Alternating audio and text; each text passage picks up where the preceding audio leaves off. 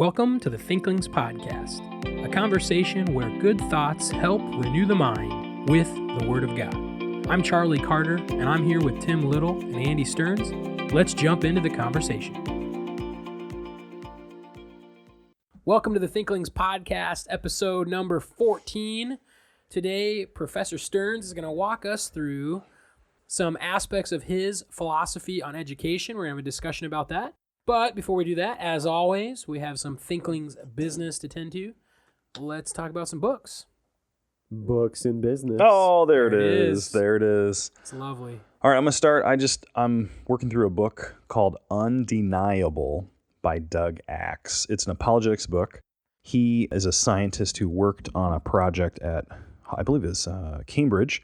He was studying how, if you know anything about DNA, protein strands have to fold and then unfold in a very specific way. And scientists have studied this, and it's very hard to show that this could have accidentally happened on evolution. Anyways, he was skeptical of the evolutionary answer, and so he wanted to go on a grant to study this whole protein folding thing. Midway into the first section, he's telling the story where he talks to his supervisor and he says, I'd really like to find a reason to explain why proteins are able to fold the way they are, because that shouldn't happen. And his evolutionary supervisor thinks this is a great idea, not realizing that Axe is very skeptical that this can be proven. Axe goes through the research, shows that this can't be proven. And his supervisor is very excited when he thinks he's going to come up with like an evolutionary explanation. But as soon as it comes out at the end of his research that he's going to say this can't happen, he experiences what very much surprises him. His supervisor and all of the other people he's working with get kind of distant and kind of quiet around him, give him kind of like the cold shoulder. Like no one's out and out rude, but he kind of gets like marginalized off to the side. And all he did was follow research protocol and do everything. And so he makes this point that even though science today says we're being unbiased and we just want to seek truth, there is an agenda there. So it was a really interesting beginning to his story. I don't know how far I'll make it through the book, but I'm reading it for my field. So very interesting so far. I've been studying archaeology, and another book is Behind the Scenes of the Old Testament, Cultural, Social, and Historical Contexts. This is an edited book, so there are a consortium of authors. One section is the Sets and Props Archaeology. There are 6 chapters on archaeology. The chapter I'm going to just comment on here is the one by Seymour Gittin, Introduction to Biblical Archaeology, where he actually goes through a history of archaeology. I always knew that William Foxwell Albright was a key figure when it came to archaeological studies. He's written a ton of books. Everybody talks about him. But I didn't realize how much he actually established the field as a scientific enterprise. So archaeology before 1920 was very unscientific. Everybody was kind of doing their own thing. But Albright got together with these other countries, and they really systematized the process of archaeology. So a really good book. I haven't read much of it because it is a consortium of authors. I'm sure there are some chapters that are really duds, but the chapter that I worked through there was excellent. You sold that so well. I would not have anticipated that I would be interested in that. But you just sold me on maybe that chapter. That sounded incredibly interesting to me. Yeah, it's a new book too. I just published a couple of years ago, I think like 2018 or so. I'm going to mention a book. The common thread of all 3 of these books is that we haven't finished them all. So we might forgo the goodness scale. But that's okay, right? It's okay to start books. Start a bunch of them. Sorry. Okay, go ahead. Yeah, so the book that I've read, chapter 1, Post-Christian is the name of the book. Gene Edward, is it Veith? Veith. Gene Edward Veith, something like that. Post-Christian, he's playing on this idea of postmodern, and we're now developing a culture that is like post-truth, and he's going to bring the Christian flavor to that. And really, if I could describe chapter 1, he's talking about constructivism, how we get to this idea of a social construct, and how that is a development out of a God-centered, really truth-centered worldview. And we kind of mentioned worldviews before, and the time frame is significant. Like what's the word I'm looking for?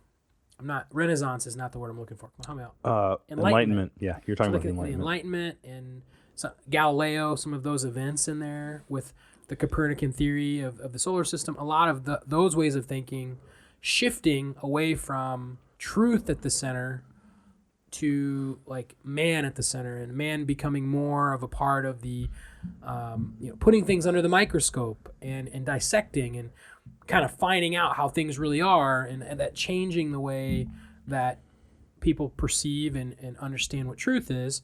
And that is how we get to, he kind of connects the dots in that first chapter of how we get from that to now how everything is just this constructed truth. It's really interesting, and I definitely plan to finish it, but it is not one that you can just quickly glide through, because he makes so many references and connecting ideas. He's throwing in some block quotes, and you're like, I really have to pause and think this one through. But liked the first chapter. So, and Tim, you've read Post-Christian too, right? Yeah, as much as I read any book, I just little snippets and stuff. But that book interested me primarily in the area of the body. Nancy Percy has written a book, Love Thy Body, and this whole idea of the body. But it's something we should probably review and go over at another time. Sure, we can do that in another podcast. So that's a good way to segue into Andy's discussion for today. So what do you got for us? Well, today I thought it would be good for us to talk about teaching or education or learning or, whatever you want to say. I stumbled across a quote a long time ago that really captured what I think is maybe indicative of good teaching. And I think maybe we've seen that in our favorite teachers, but think of the teacher that you can remember who you thought, man, that was a great teacher. Man, that was really helpful. Why? That's a great question. Why? Why? Because they tickled my ears and made me laugh. Well, that's true. So depending on what you value in the class, you might come up with the wrong answer. Right. So here's where I've asked that question for a long time, and I'm not near to the end of the path. I'm trying to get there. But when I was a sophomore in college, I knew that I think I'm supposed to be a teacher either in a Christian college or in a Christian high school, some sort of a context. I really wanted to study the Bible. I had realized that there are only two things that are eternal: the souls of people and the Word of God. Isaiah 40, verse 8, the grass withers, the flower fades, the word of the Lord shall stand forever. And so if we're going to invest, let's invest in one of those eternal things, right? That's incredible, because I can remember thinking almost that identical thought. Like, as a new believer, I got saved when I was 16, and I started thinking through like all the things that I had wanted to do. And then the thought popped in my head, people are eternal. Yeah. Yep. And it's like, if you want to do something that God wants to get done, yes, you minister to people. It's the exact same thought. Anyway, that's so cool. That stoked my mind there. But anyway. Well, okay, but that's part of what was going on here. So I'm trying to think like, okay, so I want to be a teacher. So from my sophomore year on, every class I'm taking, I'm also thinking like, how do they do so well at what they do? Like, why is this one teacher so good? So I'm asking this question a lot. What is it about the teacher that's helpful, beneficial? I'm trying to think of this, and I'm not like an expert on this, but so that's my background. So I'm reading a book called Wordsmithy, 8 years ago, I think. Doug Wilson. We've talked about it on the podcast a couple times. And I ran across a quote, and the minute I read it, I thought, this is it. He just captured where my mind was going. So this is the quote I want to share, and I want you to think about this when it comes to teachers you've had or Sunday school people, or if you are a Sunday school teacher, this is helpful. If you are a parent and you're teaching your children, this is going to be helpful. If you are a student and you want to know how to work better as you're learning, this will help you. So Wilson says this. He says, I have long said that good teaching consists in loving your subject in front of students whom you also love. Loving your subject in front of students whom you also love. So I want to unpack that very briefly. What does it mean to love your subject? As I think about this, it means you need to know your subject. If I say I love underwater basket weaving, and I literally know nothing about it, that's one kind of love. But if you've studied underwater basket, okay, now my co-hosts here are giving me weird looks. Okay, maybe I should pick a normal topic. Is that what you're saying? Just keep going with it. Whatever your subject is, if you say you love it, there's a natural extension to studying it well so that you know it. And if you really love it and you try to explain to someone and they look confused, you generally want to try again so they get it. So I remember thinking, oh, that's a good example of some of my teachers. If I had a question and I would ask them a question, they often knew the answer. Or if they could sense that the class was a little confused, they would back up and try to explain it better. They were very helpful. So I think like knowledge is part of that. I also think interest plays a factor. Are you interested in the subject? You need to have an interest in something that you're going to teach. And so I think if you're a Sunday school teacher, you can show up and read the textbook or read the curriculum. But if you, Tim, I think you said it privately or maybe even once on this podcast, if you're teaching, like you're going to preach, it needs to affect you. We had a conversation about that recently. Maybe we'll bring that up in a future episode. But I would say that I think that's a big deal. I think that loving your subject is important. Imagine if you didn't love your subject. I think what that would look like is you really don't know what you're trying to say. People ask questions you don't know. And so as I thought back, oh yeah, I think that was a mark of good teachers. They knew their subject. They must have loved their subject.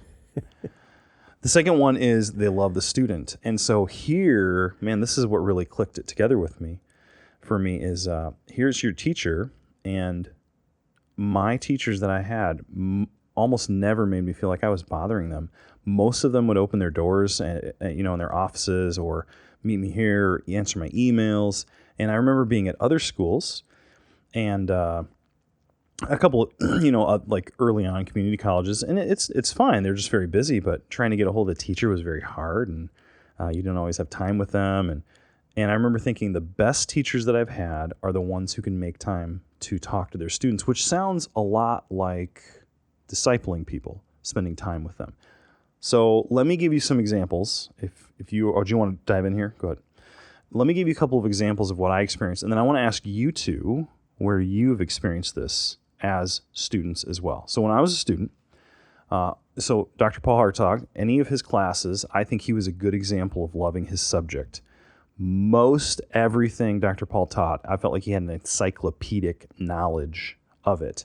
And you could really tell he really liked it and he wanted to talk about it. He wanted to communicate it. So he loved it and he knew it. Yes. But I would say, and I would just make the case that if you don't know it, you're not loving it as much as you ought to. Okay. So if you partly know it, but I think if you really truly love it, you're going to, like you love Hebrew, and you are pushing yourself to understand it, exegesis, Old Testament. I think there's an element of loving it that exhibits itself by continuing to study it and behold it and learn it. Sure. Uh-huh. So that was one. I think Dr. Doug's another example.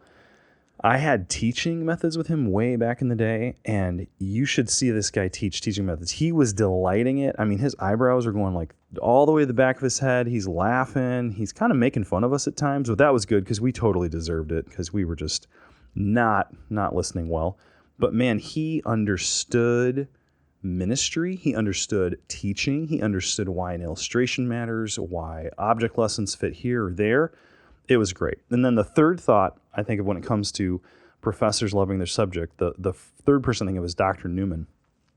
Every counseling class I ever took with him, I don't think there was an end to his answers. We would ask him and he would just keep going. And then sometimes you would ask a question and he would answer it and raise another question you hadn't thought of yet and then answer that one. And I remember thinking, oh, that is amazing. How does he do that? So that was the way I experienced teachers loving the subject. On that, what I just said, do you guys have any input? How you could think of, like, have you experienced teachers loving their subjects as well? The first one that comes to mind for me would be my Old Testament professor, John Hartog III. He loved Hebrew.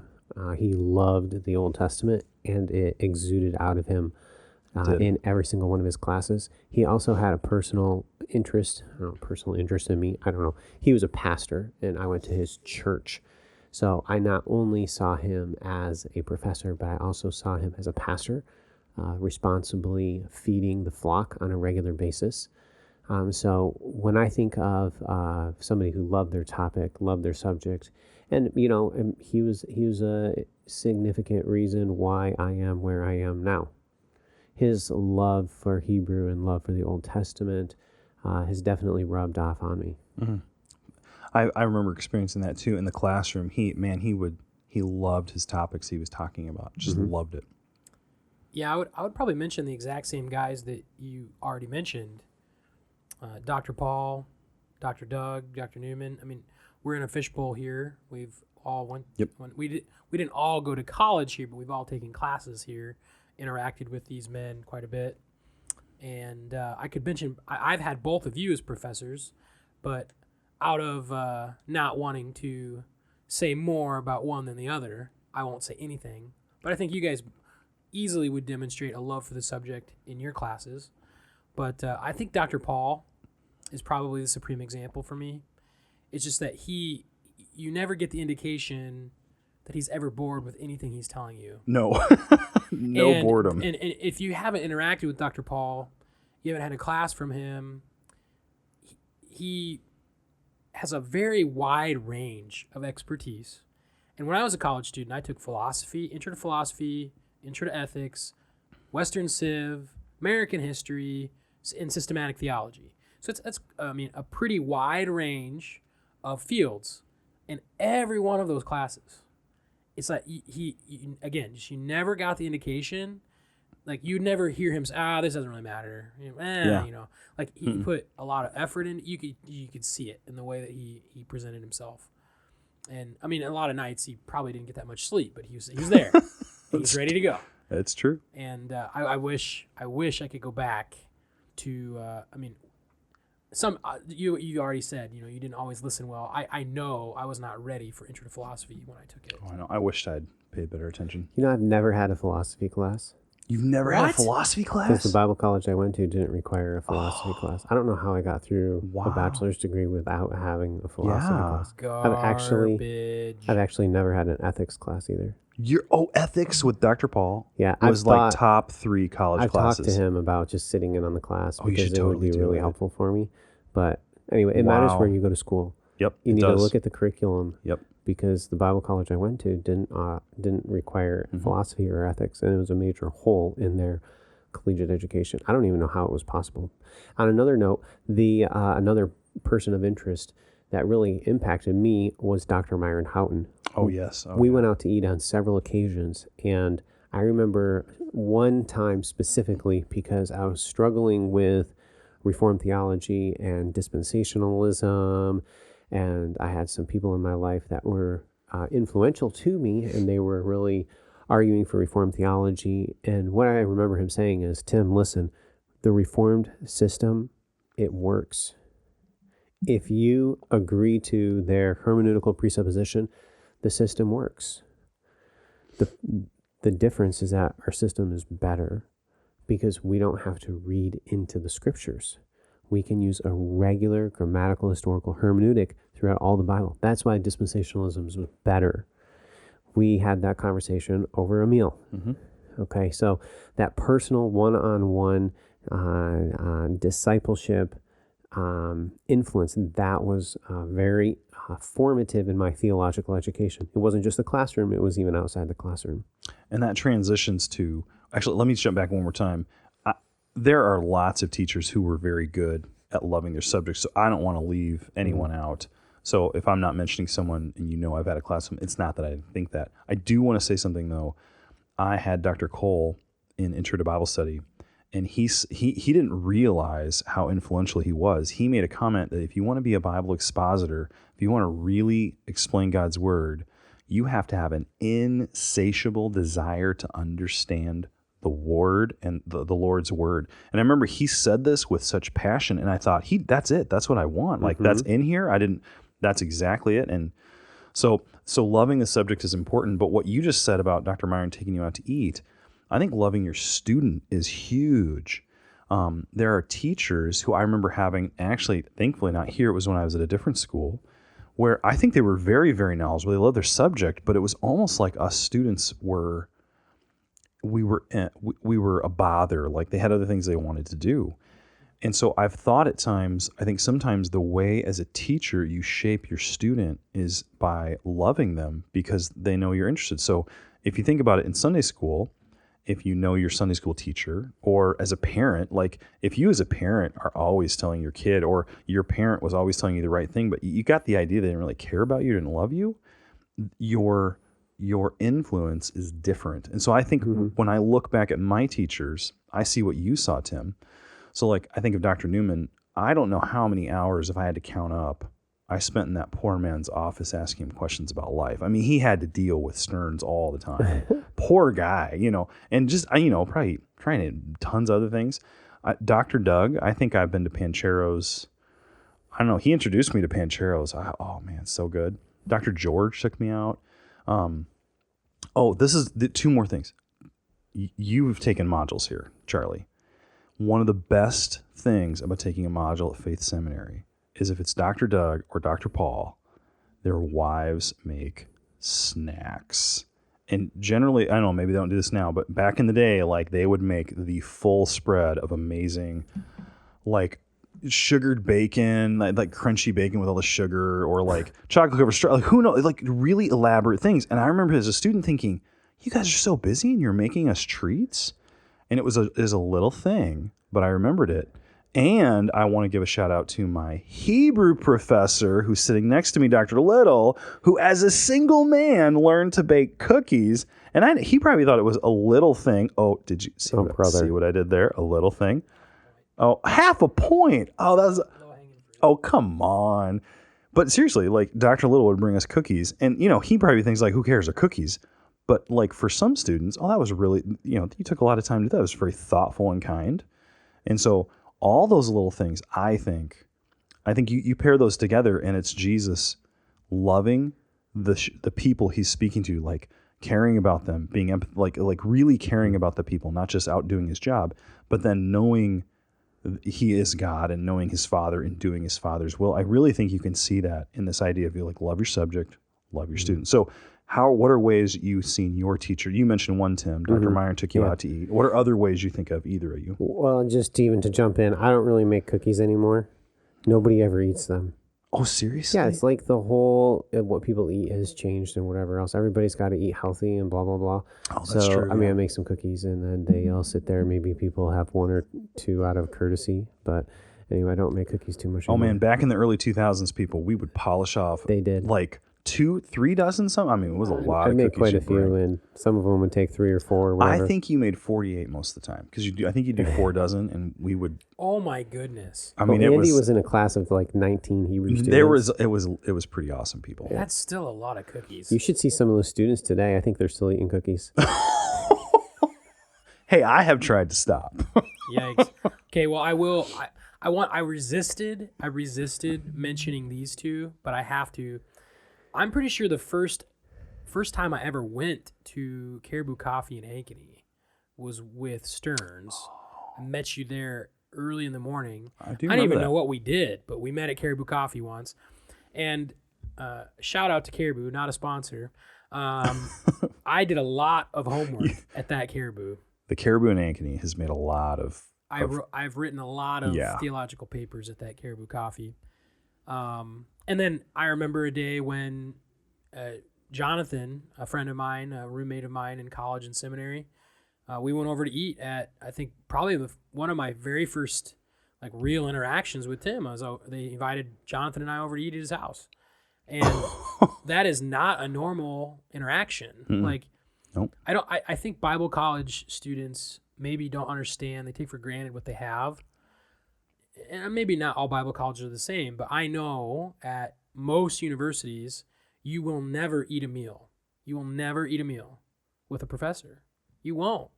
And the fact that they are inviting you to their home, that's an incredible advantage. It is a sign of the love that they have for their students, and I think it's an expression of their love for their subject, because they know. Mm-hmm. My genuine interest in the student is going to help motivate them to love the subject with me. It's connected to the Great Commission. It is. I mean, that's why I do it. Yep. It's not that my mission isn't necessarily my mission's bigger than that. And so it's in service to my Lord that we do that. So,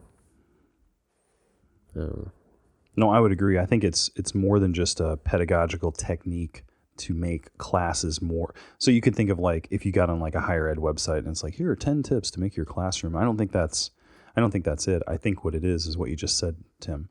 It's you love the Lord your God with all your heart, soul, mind, and strength, which as a Bible college teacher, as a Sunday school teacher, as a parent, it means you're loving God's word because you love the Lord. As a pastor. Yeah, as a pastor, thank you. I was trying to think of all the context. I didn't want to miss one. But if you love the Lord, then you want to study his word because you want to know what he has to say. And then you love your neighbor as yourself. And so if like I remember one day I'm walking around the circle as a freshman and I'm having a bummer of a day. I can't remember what it was. Dr. Cole is walking across campus, stops me, says something nice, prays for me. I'm thinking like, he's got a billion things to do. So Shall we close with the word? Yeah, let's do it.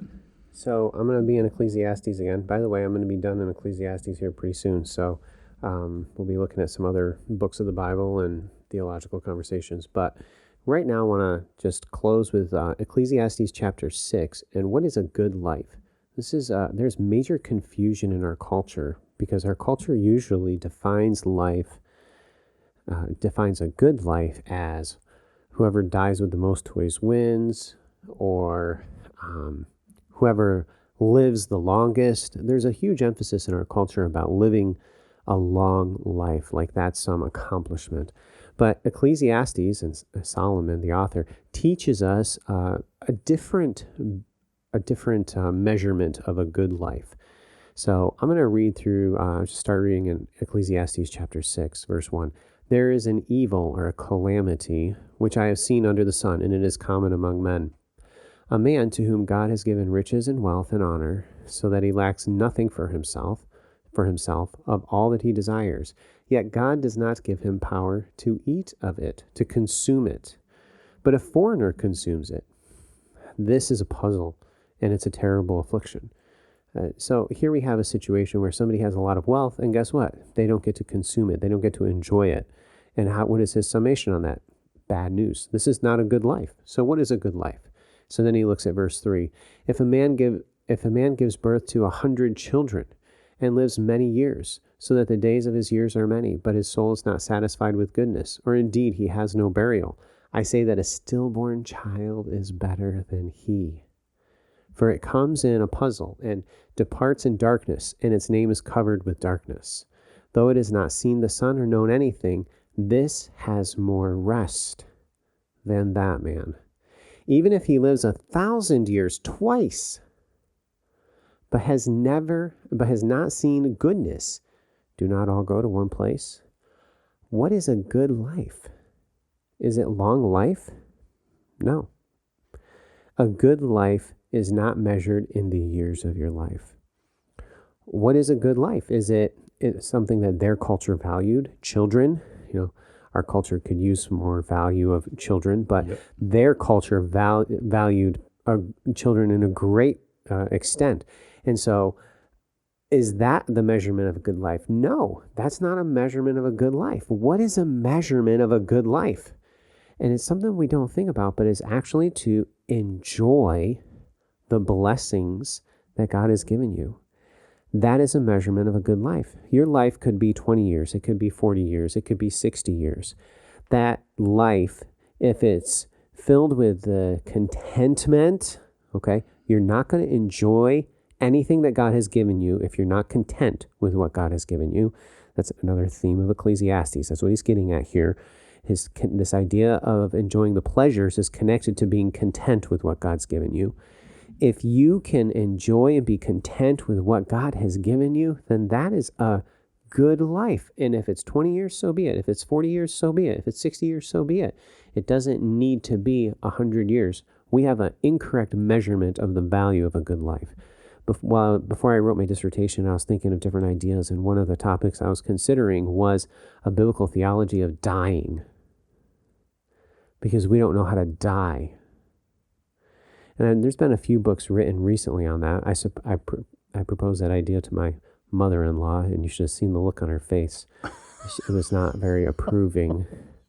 You're going to study dying and how to die well. Well, we don't know how to die well. I think if we figured out how to die well, we would know how to live better. So I think there is value to that study, and Solomon teaches us, live a good life, be content, and enjoy what God's brought your way today.